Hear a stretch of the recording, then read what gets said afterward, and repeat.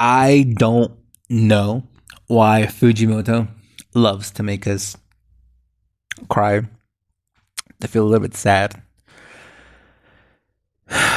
You know, where I live, it's kind of cloudy. So it's cloudy. I'm very sore because I went to go exercise. I went to the gym. As soon as I went out of the gym, I went to my house. And I read this chapter, and right now I'm laying on my bed doing this audio. And I'm feeling kind of, as we say in Mexico, tite, sad. For those of you who don't know.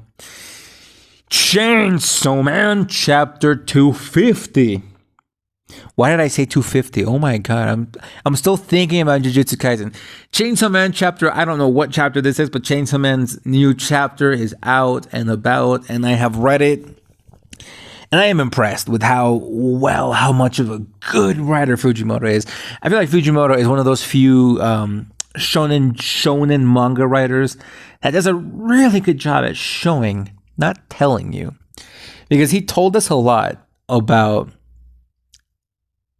Denji and his true motivations, and in this chapter about Denji's true motivations and Nayuta's true motivations, and before that he showed us other things. So Fujimoto shows us a couple of things and then he tells us something else, and that really puts things into perspective and makes us think, what are you doing, bro? What is real and what is not? So in this chapter we find out that apparently Nayuta knew all along that Denji, I guess she knew the history between Denji and Makima. We got shown that she was taken to Denji. He started taking care of her, and she was really interested in his heart. That heart being Pochita, and she looked into his memories, and she saw Makima. She learned about Makima, and she decided to make a plan to make Makima's true dreams, true objective, come to life. And that hurts, man. That really hurts because Denji, for, Parabanda, just cannot be happy, man. That's what you would think from watching this chapter. But again, Fujimoto is a master of showing, not telling. Fujimoto shows us that Nayuta loves Denji. And then here he comes telling us that she actually doesn't love Denji. Maybe that she was just kind of toying with him. So that begs the question. What are her true intentions? I think that we have from two soups. We have let's say sandwich. We have a Parmesan, like Italians. We have an Italian, I don't know about sandwiches. We have an Italian sub. And that Italian sub is Nayuta was using Denji from the very beginning to make Makima's dreams come true, to be her true self. And on this side, we have barbecue ranch chicken sub. I don't know, man.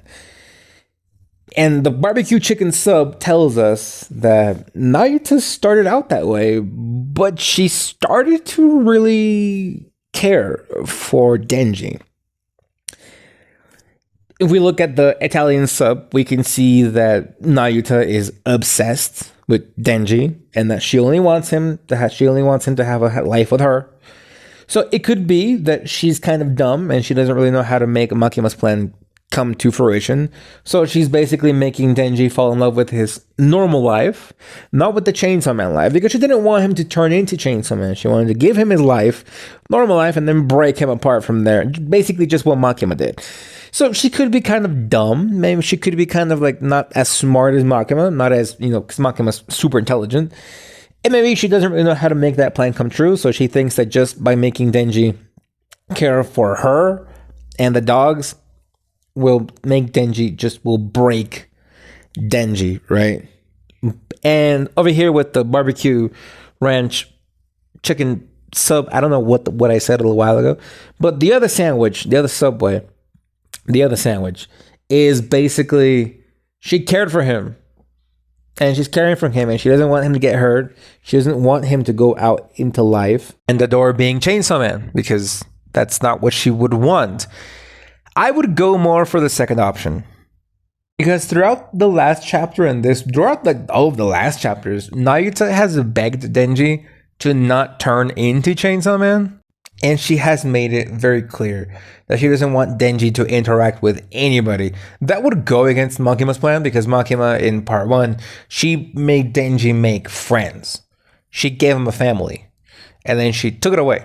She gave him friends. She purposely made him love her, but also have things to do with other people so that she could take it all away. And that's what broke Denji. In this case, Nayuta's not really allowing that because she doesn't want him to like get to know other people. She doesn't want him to care for Asa because, again, she just wants Denji to care about her because it would be good for her if Denji falls in love with Asa and then she turns him into a weapon and they fight the big bad final boss. But she doesn't want that to happen. She's not interested in that. She just wants Denji to care for her. So that, in that sense, we can kind of see that Nayuta is not really going for Makima's plan. So I truly believe, and I hope that's true, because if not, I really do hope that Nayuta's plan was that at the beginning, to make Makima's plan come to life, come to fruition. And in the end, she started to really care for Denji. And, it turns out that she doesn't want that to happen anymore because she doesn't want him to be Chainsaw Man. She just wants him to live a normal life.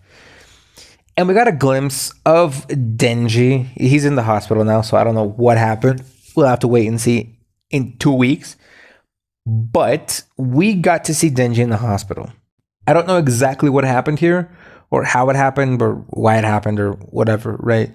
But here we kind of see Denji in the hospital, and I want to imagine having a nightmare, a dream of himself, and he tells himself that, he's always wanted family. He's always talked about wanting family, having a family, just wanting a family. And in the end, when he had a family, he threw it all away for being Chainsaw Man. And that's true. And again, this is a matter of showing, not telling. We are shown that Denji loves to have a family and that Denji loves being Chainsaw Man. But sadly, in this world, you just have to pick one, because if he's Chainsaw Man, that demands a lot of time and he can't have a family. And if he wants to have a family, he can't be Chainsaw Man. So I like that. I like that. Chainsaw Man reminds me, like Denji, reminds me a lot about Peter Parker, but like in a reverse way. Peter has a shitty everyday life, has a shitty happy life because of Spider-Man. He's Spider-Man. He just has a horrible, shitty life. And being Spider-Man takes a lot of time from him, but he doesn't ask for any rewards. He doesn't ask for achievements. He doesn't ask for attention. He just does what he does because it's right, up to a fault. And Denji wants both things, but I feel like the route Fujimoto is going to is Denji wants both things, but I think he truly wants to live a normal life just out of pure bliss. And he just wants to be Chainsaw Man for the attention. So he's being Chainsaw Man for the wrong reasons. And I think that's where Fujimoto is going to go with this chapter, with this part 2, is Denji coming to terms with, do I want to be Chainsaw Man or do I want to have a normal life? Because you can't live both. You can't live on both. So I really like that kind of idea that Fujimoto is implanting in other people. There was a dog barking. My neighbor's dog is barking. So there is a little bit of an issue there. So we would have to wait and see what happens. And I feel like that's where this part 2 is going. Denji wants to live both lives, but he can only choose one. And I think he's going to choose being Chainsaw Man. The way this manga goes, you never know, dude. With Fujimoto, you never know, man. Like, I mean, after reading, it's just, you never know. After reading Chainsaw Man Part 1, like, you never know what's going to happen. So, I should stop predicting. Anyway, that was today's chapter. Let me know what you guys think in the comment section, and I will see you guys next time, obviously in 2 weeks, because next week we don't have a chapter. It's until next week, so that's a little bit of a bummer. I read this book. I read this chapter really fast, way too fast. I should have savored it or something, but I read it way too fast because, it's out and about. Anyway, thank you guys for watching, and I'll see you guys in 2 weeks. Bye-bye.